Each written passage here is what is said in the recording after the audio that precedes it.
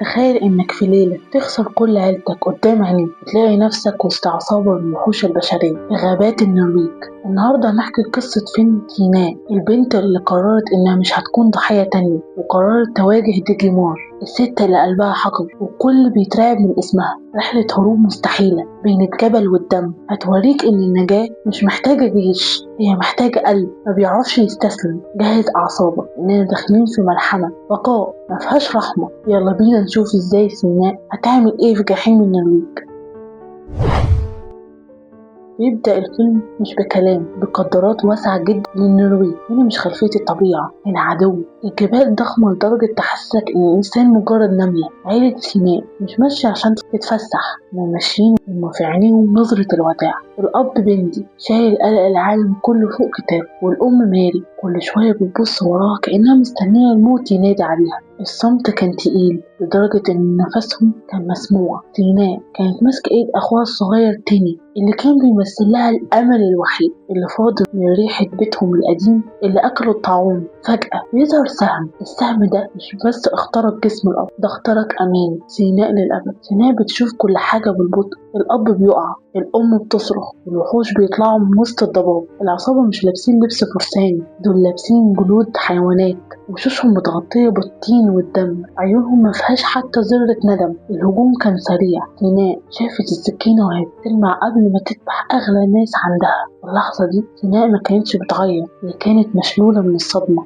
ديجيمار الزعيمة بتمشي وسط الجثث، بتبص للسيناء مش كأنها بنت، كأنها قطعة أساس جديدة هتضيفها لمجموعتها. لما سيناء بتوصل مخيم، ديجيمار هي النسخة المشوهة من الأمومية. هي ست فقدت أغلى ما تملك، وبدل ما تحزن قررت إن العالم كله لازم يحزن معاها. المخيم بتاعها عبارة عن غابة صغيرة مفيهاش غير قوانين القوة. ديجيمار بتقعد قدام النار، بتبدأ تمشط شعر سيناء بعنف. هنا بنشوف حاجة تانية، البنت الصغيرة اللي ديجيمار خطفتها قبل كده. فريج هي المراية اللي سيناء بتشوفها فيها مستقبلها لو استسلمت. فريج روحها مطفية وعينيها دايما في الأرض. سيناء هنا بتاخد قرار، أنا مش هكون فريج تاني، أنا هموت وأنا بحاول، بس معيش وأنا ميتة. الليل في الغابات النرويج قبر مفتوح. سيناء بتستنى لما العصابة تبدأ تسكر وتغيب عن الوعي. فريج بتقرب منها والاتنين بيبصوا لبعض بصة عهد. فريج بتفك الحبل بسنانها وإيديها بتترعش. أول ما سيناء بتتحرك الأكسجين بيبدأ يدخل كأنه نار، تبدأ تمشي على طراطيف صوابعها وسط الرجالة اللي نايمين ومعاهم سيف. بتسرق سكينة صغيرة وقوس وبتاخد فريج في إيديها وبيمشوا. ديجيمار بتصحى وبتكتشف إن لعبتها هربت. ديجيمار مش بس بتبعت رجالتها بس، لأ، هي بتطلع بنفسها. هي بتحب لذة الصيد. سيناء وفريج بيجروا في الغابة، بس الغابة مش سهلة، نهر تلج. بنشوفهم بيعبروا نهر تلج، المياه ساقعة لدرجة إنها بتشل الحركة، بس سيناء بتضغط على أسنانها وبتعدي. ديجيمار ورجالتها وراهم بالكلاب. سيناء بتدرك إنها لو فضلت تجري في خط مستقيم هتتجاب، تبدأ تعمل مناورات. بنشوف سيناء بتغطي جسمها بالطين عشان تدير ريحتها، تستخبى في تجويف الشجر. سيناء هنا ما بقتش البنت الضعيفة، سيناء بدأت تتحول لروح الغابة. في لحظة معينة سيناء بتتعب من الهروب، بتقرر إن الدفاع أفضل وسيلة للهجوم. بتستنى واحد من رجالة العصابة بعيد عن الباقي، وبصبر بتنط عليه من فوق شجرة، بتضرب بحجرة. هي بتدافع عن حقها في الحياة. لما بتقتله سيناء بتبص لإيديها اللي فيها دم وبتحس بشعور غريب. الخوف بدأ يتحول للقوة. بعد ساعات من الجري اللي بيقطع النفس، سيناء وفريج يوصلوا لمنطقة جبلية ضبابية تماما. فجأة الأرض بتخلص تحت رجليهم، قدامهم منحدر شلال مية صوته يرعب، ووراهم صمت الغابة اللي بيقطع صوت خطوات ديجيمار ورجالتها. سيناء بتبص لفريج البنت الصغيرة منهارة، جسمها بيتنفض من البرد والرعب. سيناء هنا بتاخد قرار، بتخبي فريج في تجويف صخري صغير وبتقول لها مهما حصل ما تطلعيش، ولو مت اجري وما تتلفتيش وراكي. في اللحظة دي سيناء بتتحول من ضحية بتهرب لواحدة تانية بتواجه ديجيمار. بتظهر من وسط الضباب، شكلها مرعب جدا، شعرها منكوش، عينيها فيها جنون، وماسكة قوسها كأنها ربة الموت. ديجيمار ما بتضربش سهل، هي عاوزة تستمتع بكسرة سيناء. بتبدأ تكلمها بصوت هادي مستفز، انت فاكرة انك ممكن تروحي فين؟ العالم برا الغابة ده ميت يا سيناء، انا الأمان الوحيد ليكي. سيناء بترد بقوة: انت مش امان، انت وباء زيك زي الطاعون، انت بتسرقي الارواح عشان تملي الفراغ اللي جوه قلبك الميت. ديجامار بتفقد اعصابها، تؤمر رجالتها يهجموا سيناء، تبدأ تستخدم القوس والسهم اللي سرقته. هي مش قناصة، هي بتضرب، بتصيب واحد في رجله، تبدأ تستخدم التدريس. الجبل هنا هيبقى سلاح في ايد سيناء، بتزق صخور، بتستخبى ورا الضباب، بتلعب بيهم مستخمية الموت. واحد من العصابة بيمسك سيناء وبيبدأ يضربها بعنف. في المشهد ده بنحس خلاص ان سيناء خلاص ضاعت، بس فجأة في اللحظة دي البراءة ماتت تماما، وبقى فيه ولد يحارب.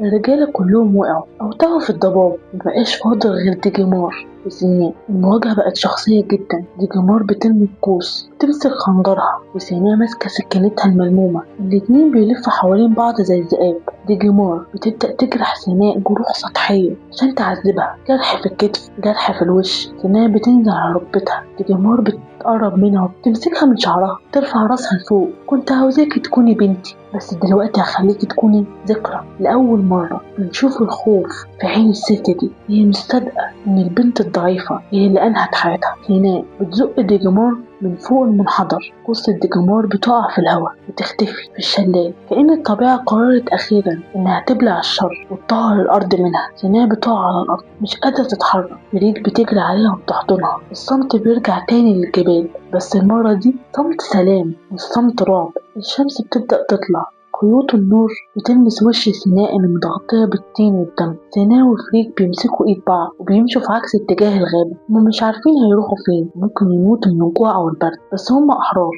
بنشوف سيناء وهي بتبص وراها للمرة الأخيرة للجبل، بعدين بتبص قدامها للطريق. النظرة اللي في عينيها بتقول إنها كبرت 100 سنة في يومين، وإن سيناء القديمة اندفنت مع أهلها، واللي ماشية دلوقتي إنسانة جديدة تماما، إنسانة الغابة معرفتش تكسرها. بعد ما جثة ديجامار اختفت في عمق الشلال، سيناء مفرحتش. سيناء وقفت على حافة المنحدر، سكينة لسه في ايديها والدم نازل من صوابعها بيتخلط بمية المطر. هي ما كانتش بتبص على عدوتها اللي مات، هي كانت بتبص على الفراغ في اللحظة دي. سيناء أدركت إنها عشان تقتل الوحش كان لازم تسامح. جزء من الوحش ده إنه يسكن جواها، كان لازم تضحي ببراءتها عشان تحمي حياتها. سيناء لفت وشها لفريج البنت الصغيرة اللي واقفة بتترعش. فريج كان بتبص لسيناء بخوف، كأنها بتشوف نسخة تانية من ديجامار. سيناء رمت السكينة من ايديها بعيد وفتحت حضنها لفريج. القوة الحقيقية في القدرة على انك تفضل حنون رغم كل القسوة اللي شفتها. سيناء وفريج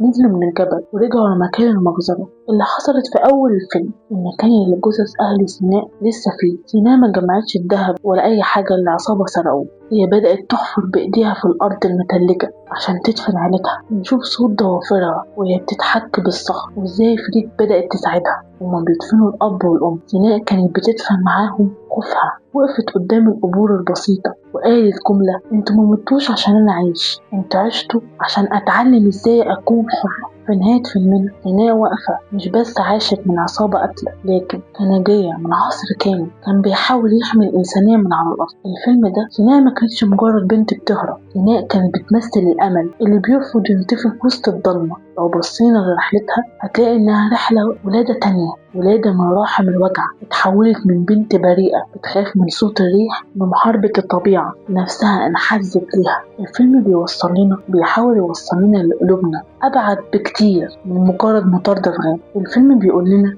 إن الشر هو اللي بيصيبنا من بره، لكن الشر هو اللي بنسمح له يسكن جوانا لما نستسلم للوجع. ديجامار كانت ضحية زيها زي سيناء في البداية. الطاعون خد أغلى ما عندها، بس ديجامار اختارت إنها تكون المرض الجديد اللي بيصيب الناس الأبرياء. بنشوف سيناء اختارت إنها تكون العلاج اللي بيقطع دبار الشر ده. الفيلم بيعلمنا الحرية الغالية، وإن تمنها ساعات بيكون جزء من براءة وروحنا. بس العيش في السجون الخوف تمنه أغلى بكتير، تمنه إنك تموت وإنت لسه مش بتتنفس. يا جماعة قصة الفيلم ده هي قصة كل واحد فينا بيعدي بالطاعون في حياته، سواء كان طاعون الفشل أو فقدان حد غالي أو ناس عاوزاك تكسر إرادتك وتتحكم في مصيرك. سيناء ما كانش معاها جيش، ما كانش معاها غير إيمانها إنها تستحق تعيش حرة. اوعى تسمح لديجامار اللي في حياتك إنها تقنعك إنك ضعيف. واجه وحشك، وحتى لو اضطريت تمشي في وسط النار والتلج كمل، لأن الفجر اللي شفته في عيون سيناء في آخر مشهد مستنيك أنت كمان في نهاية طريقك الصعب. إحنا هنا بنحكي الحكايات دي عشان نفكركم إن البطل مش اللي معاه سيف، البطل هو اللي عنده قلب ما بيعرفش يستسلم. ولو الفيلم ده غير نظرتك للقوة ووصل لك الرسالة، ادعمونا بلايك يحسنا إن تعبنا في تفصيص الفيلم ده ما راحش بلاش. ولو لسه ما انضمتش لجيش الأساطير بتاعنا، سؤال أخير ليكم: لو الدنيا كلها ضلمت في وشك، إيه هو النور اللي ممكن يخليك تكمل ما تستسلمش؟ مستني أسمع قصص كفاحكم في التعليقات، لأنكم انتوا الأبطال الحقيقيين في نظرنا. شكرا إنكم كملتوا الرحلة دي لآخر نفس. استنوني في الفيلم الجاي، حكاية جديدة، تجربة أعمق، وقوة ما بيكسرهاش المستحيل. خليكوا قريب.